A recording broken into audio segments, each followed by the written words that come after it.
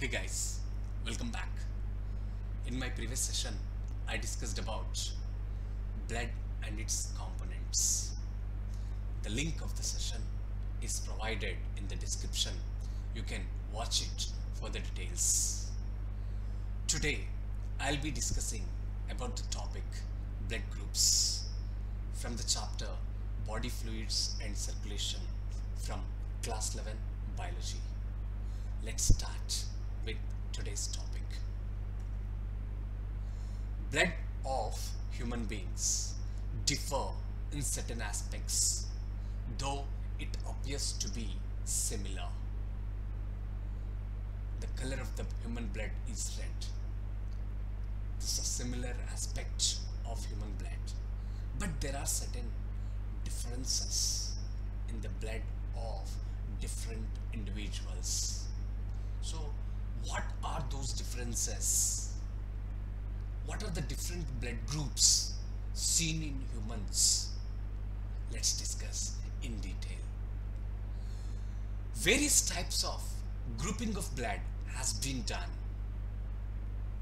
and two such groupings are ABO grouping and RH grouping. So these two blood groupings, ABO and RH blood grouping systems, were discovered by Karl Landsteiner, and these two are widely used all over the world. Let's discuss in detail about these two blood grouping systems. First of all, ABO blood grouping system. ABO grouping is based on the presence or absence of two surface antigens on the RBCs, namely antigen A and antigen B.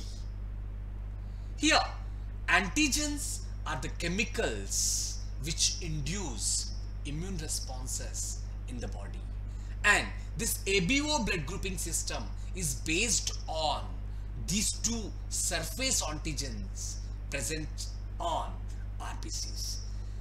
A and B are the surface antigens present on RBCs.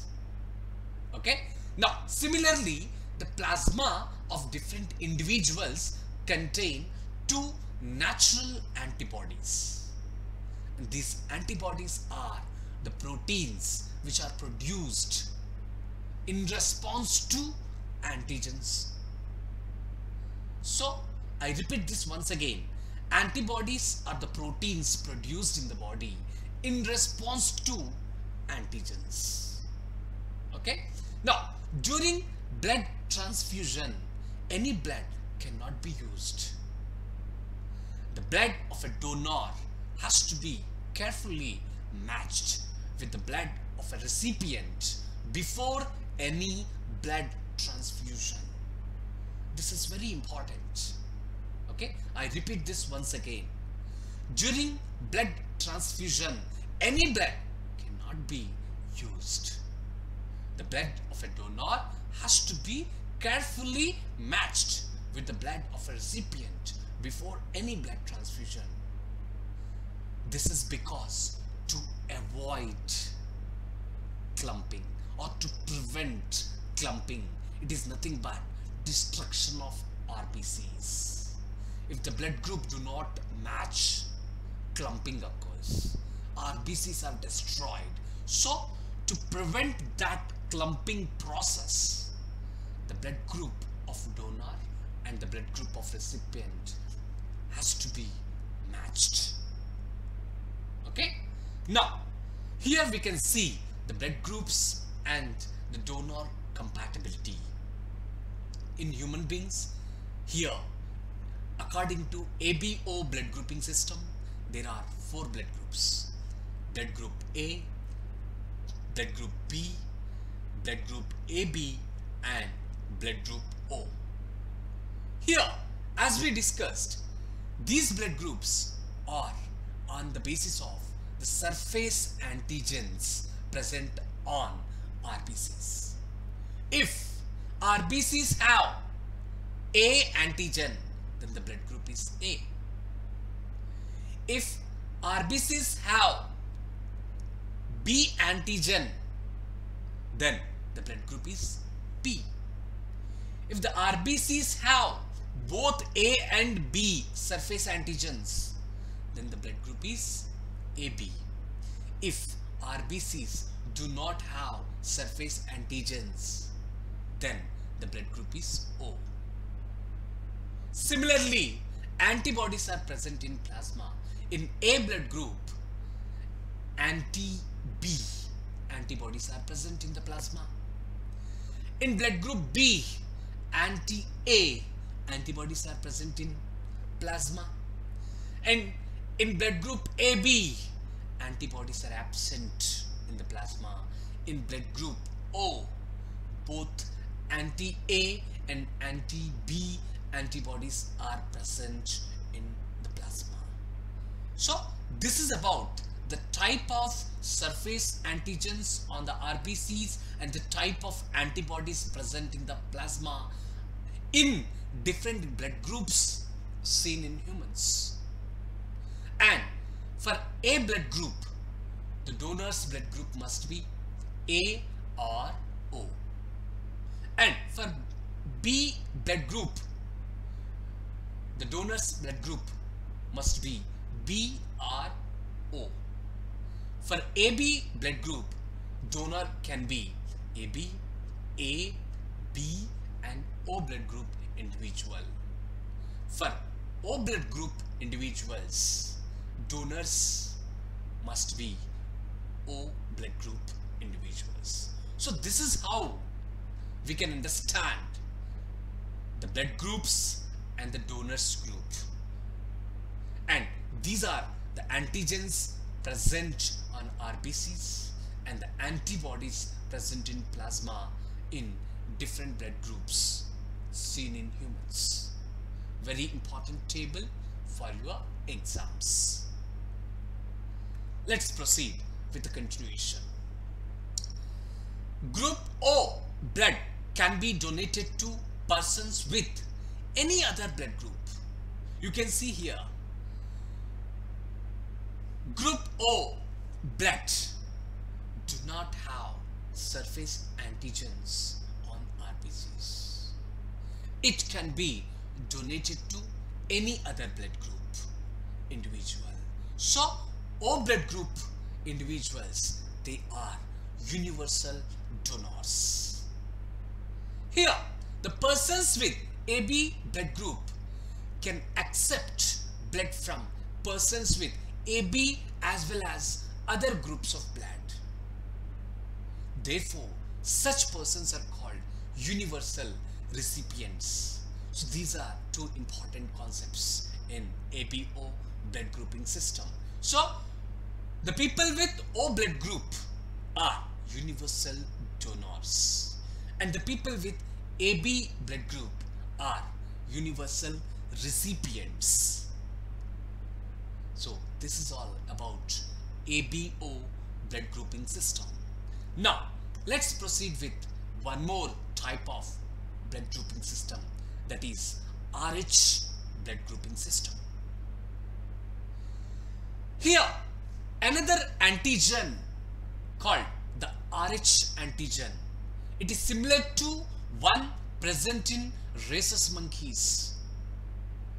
So the name is RH antigen because it is similar to the antigen present in rhesus monkey. The starting letters of this are used, RH antigen.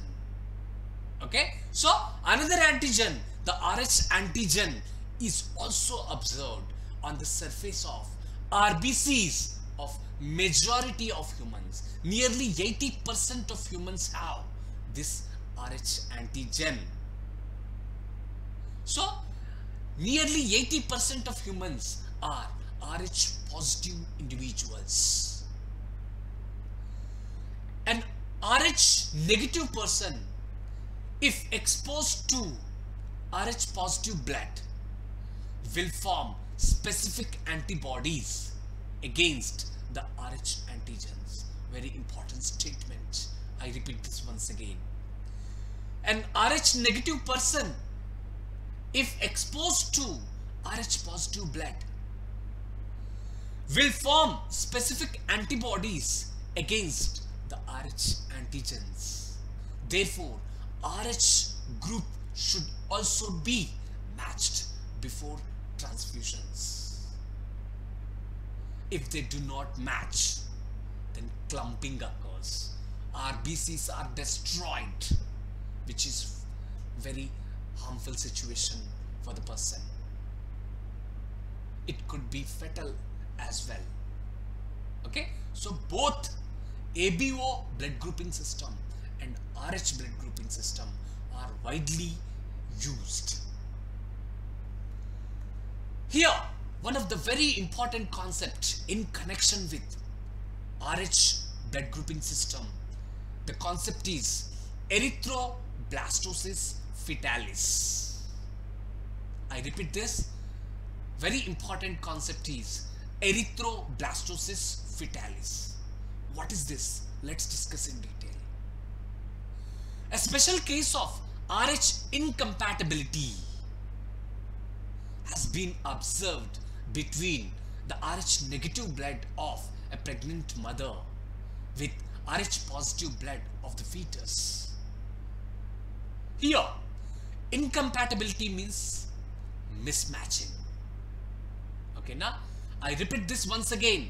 A special case of Rh incompatibility has been observed between the Rh negative blood of a pregnant mother with Rh positive blood of the fetus.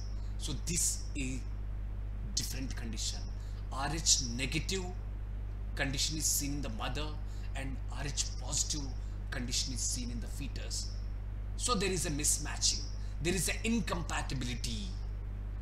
What is the consequence? Let's discuss.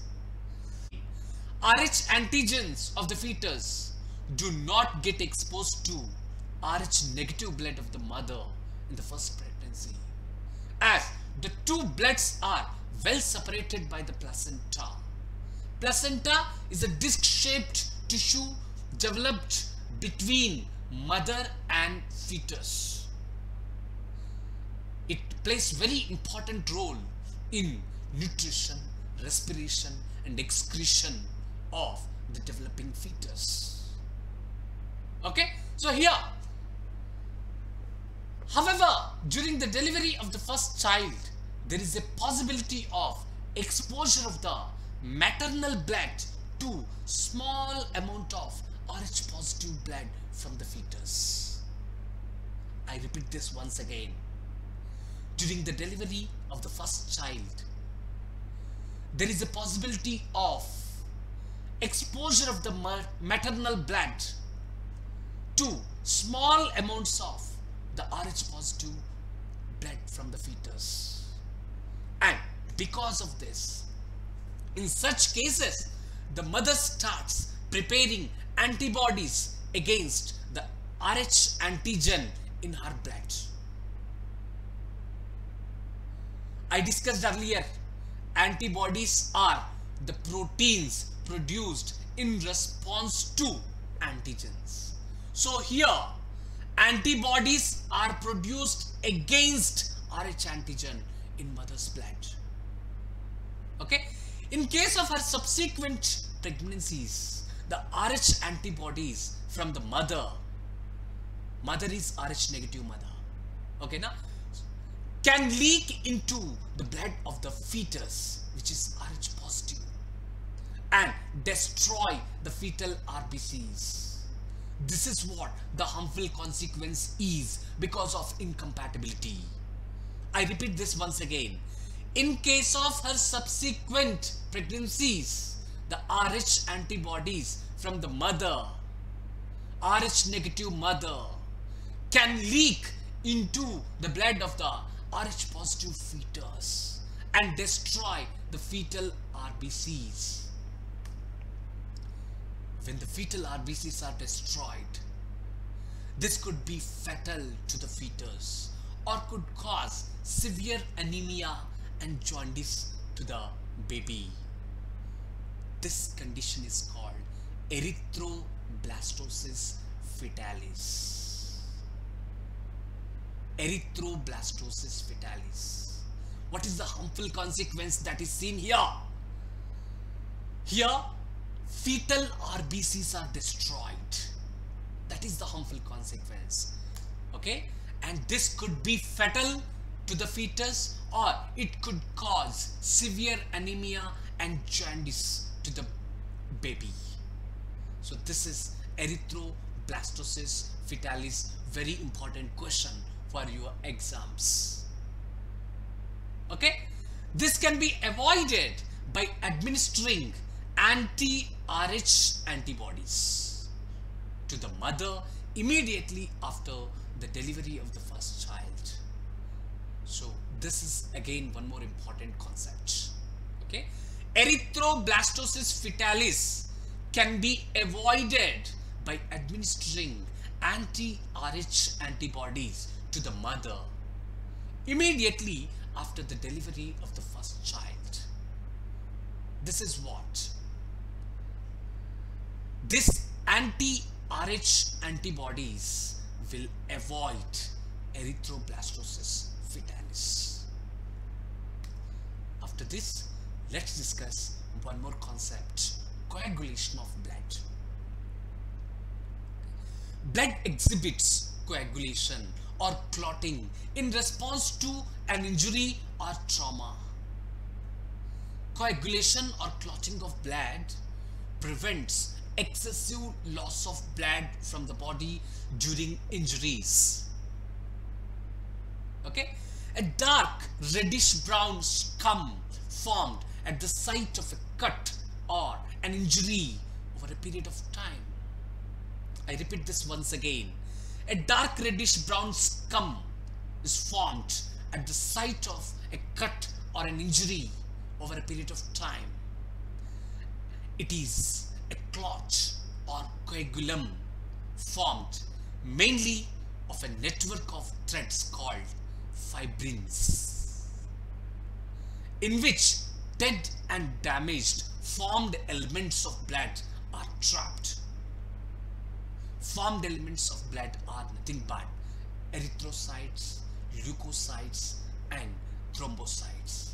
So, this dark reddish brown scum is a clot or a coagulum formed mainly of a network of threads called fibrins, in which dead and damaged formed elements of the blood are trapped.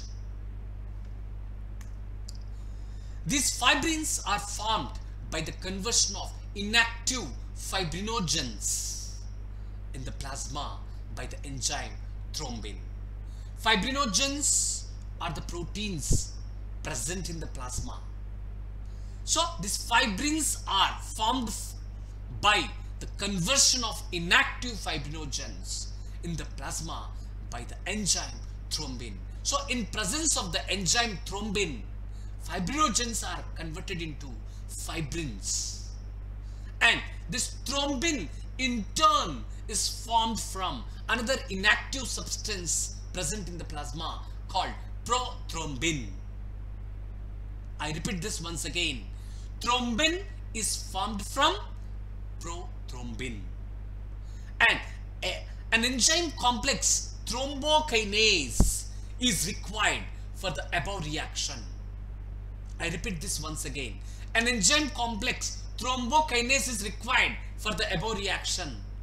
So, prothrombin is converted into thrombin by the presence of the enzyme thrombokinase enzyme.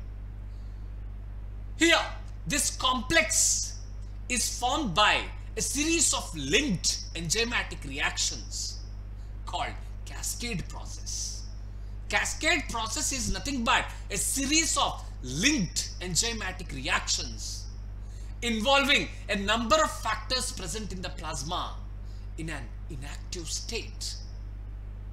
So this is how coagulation of blood occurs. Okay? In the presence of enzyme thrombin, fibrinogens are converted into fibrins. And in the presence of an enzyme complex thrombokinase, prothrombin is converted into thrombin. Okay, and this formation of a thrombokinase is a cascade process. It is nothing but a series of linked enzymatic reactions involving a number of factors present in the plasma in an active state. So this is how fibrins are formed, and fibrins network is seen during the formation of blood clot. A clot or coagulum is formed mainly of a network of fibrins, okay, and in which dead and damaged formed elements of blood are trapped.